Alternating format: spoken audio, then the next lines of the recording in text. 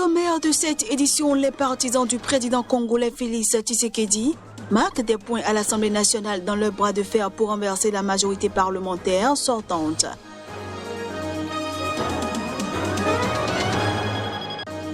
Au Cameroun, la police a levé ce mardi le siège du domicile du principal opposant au président, Paul Biya. Maurice Kamto est désormais libre de ses mouvements.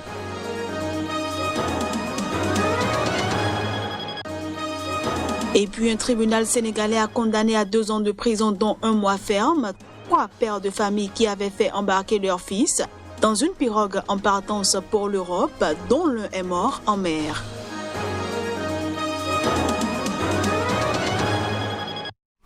Voilà pour les titres. Bienvenue à tous. Le candidat de l'opposition ghanéenne a accusé ce mardi son rival, le président sortant Nana Akufo-Addo, d'être antidémocratique et a prévenu qu'il résisterait à toute tentative de vol du scrutin, alors que le pays attend toujours le résultat de la présidentielle. Il y a des choses qui se déroulent actuellement qui sont inacceptables, a déclaré John Mahama, candidat du Congrès national démocratique, lors d'une conférence de presse à Accra.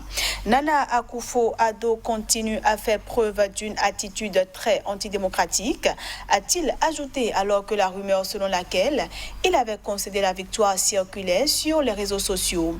Le candidat de l'opposition a affirmé que son parti remportait la majorité des suffrages avec 140 sièges au Parlement pour les élections législatives, alors que la commission électorale n'avait toujours pas annoncé de résultats officiels ni donné d'heure précise quant au moment où il serait annoncé. La présidence a surpris dans la matinée en publiant des estimations de résultats portant sur 91% des bureaux de vote et donnant le chef de l'État sortant vainqueur avec 52,25% des voix contre 46,44% pour Mahama, contrairement au protocole en vigueur. Les 2 adversaires politiques de longue date qui s'affrontent pour la 3e fois avaient signé vendredi un pacte de paix s'engageant à ne promouvoir aucune violence lors du vote et à reconnaître les résultats officiels. En République démocratique du Congo, alors que des députés pro-démocratie et d'autres de l'opposition veulent faire tomber le bureau de l'Assemblée nationale, jusqu'ici contrôlé par le camp Kabila, des heurts entre militants des 2 camps ont éclaté dans l'enceinte du Parlement. Mais la tension est retombée ce mardi soir. La police s'est déployée mardi au sein du Parlement, siège depuis 2 jours d'une bataille rangée entre les partisans du président Félix Tshisekedi et ceux de la majorité parlementaire, fidèle à son prédécesseur Joseph Kabila. Au moins 3 personnes ont été blessées à des degrés divers ce mardi matin dans des affrontements entre les 2 camps. En tout cas, c'est que je sais qu'il y a une dynamique qui tend à refonder la majorité autour de la gouvernance.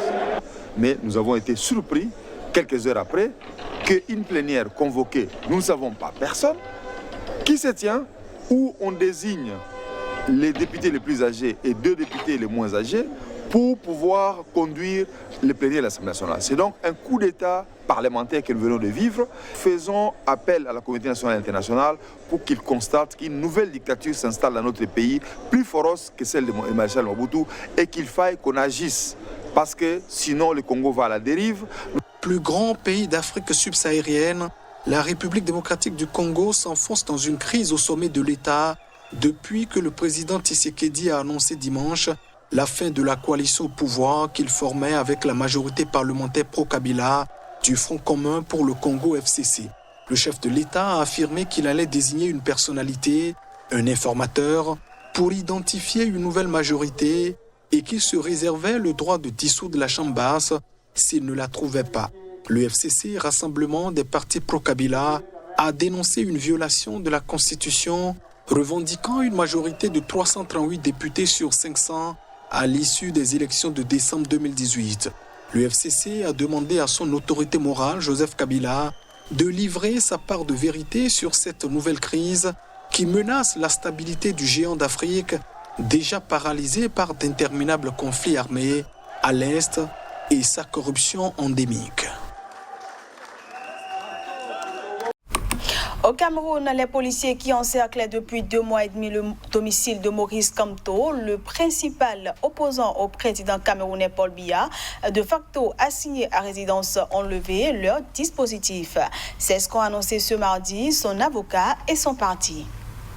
Maurice Kamto, le président du MRC, Mouvement pour la Renaissance du Cameroun, est libre de ses mouvements.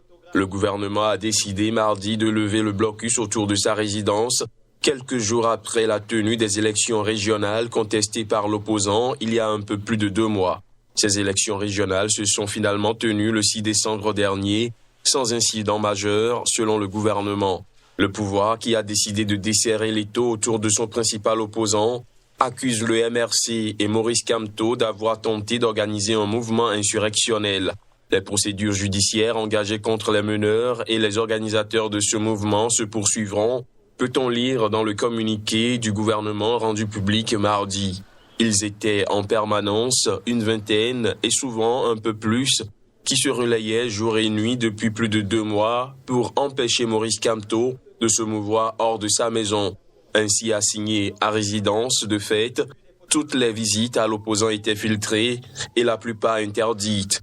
Maurice Kamto ne recevait que ses avocats et quelquefois des membres de sa famille. Ce journal se poursuit. Le procès pour corruption de l'ex-président sud-africain Jacob Zuma, accusé dans une affaire de pots de vin vieille de plus de 20 ans, a de nouveau été reporté à février 2021, a annoncé ce mardi le tribunal. Le procès, qui devait initialement se tenir en mai, avait été repoussé en juin pour cause de pandémie de coronavirus, puis en septembre pour des raisons administratives. L'audience avait de nouveau été repoussée, cette fois au 8 décembre.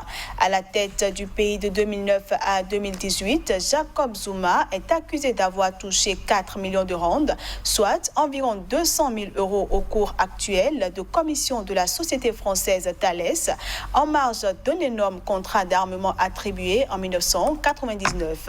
L'ancien chef de l'État, à l'époque vice-président, et le groupe d'électronique ont toujours nié ces accusations. Au Sénégal, le jugement a été rendu ce mardi matin dans l'affaire des 3 pères de famille poursuivis pour avoir fait voyager, embarquer leurs enfants sur des pirogues à destination de l'Espagne. L'un des jeunes, Doudou, mineur, était mort en mer fin octobre. Un tribunal sénégalais a condamné à 2 ans de prison, dont 1 mois ferme, 3 pères de famille qui avaient fait embarquer leur fils dans une pirogue en partance pour l'Europe. La mort du fils de l'un d'eux, surnommé Doudou, avait particulièrement retenu l'attention et sa photo avait été largement partagée sur les réseaux sociaux au moment où l'immigration clandestine et les pertes humaines qu'elle cause suscitent un vif émoi au Sénégal. Les enfants des 2 autres pères sont revenus vivants de la tentative de traversée. Tous les 3 prévenus avaient comparé pour 2 chefs d'infraction, 2 chefs d'inculpation, à savoir le délit de complicité de trafic de migrants, d'ailleurs qui est beaucoup plus lourd, dont la peine varie entre 2 ans et 5 ans d'emprisonnement. Et pour ce chef d'infraction, effectivement, nous avons démontré que les prévenus n'étaient pas des complices des pêcheurs ou des organisateurs de ces voyages. Au même titre que l'enfant qui est décédé, tous les pères sont des victimes. Ils étaient des candidats. C'est des personnes qui ont eu à corriger pour leur enfant. Malheureusement, le voyage n'a pas pu se terminer comme convenu, comme souhaité. Pour cette raison, il y a eu un mort. C'est vrai, certes. Nous nous inclinons devant la mémoire du disparu.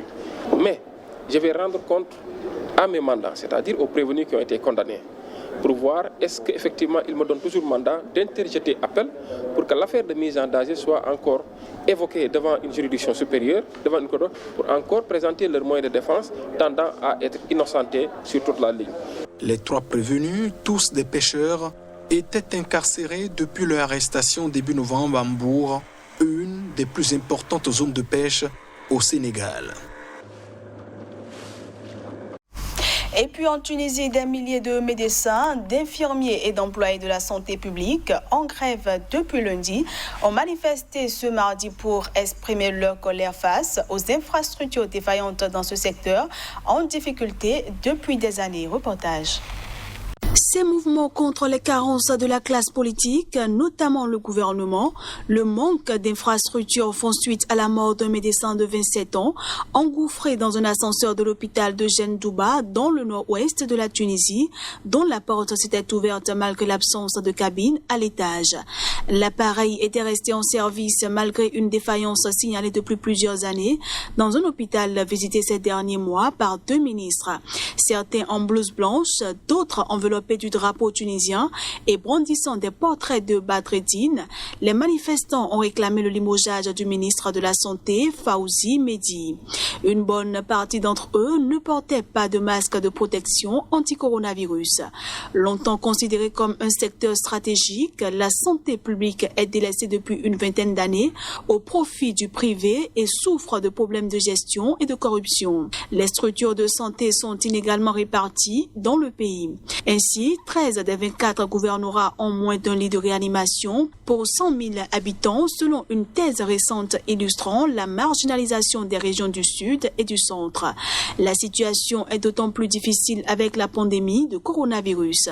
Selon le bilan officiel ce lundi, la Tunisie a recensé 329 cas, dont 596 décès. Et c'est la fin de cette édition que je vous remercie d'avoir suivi.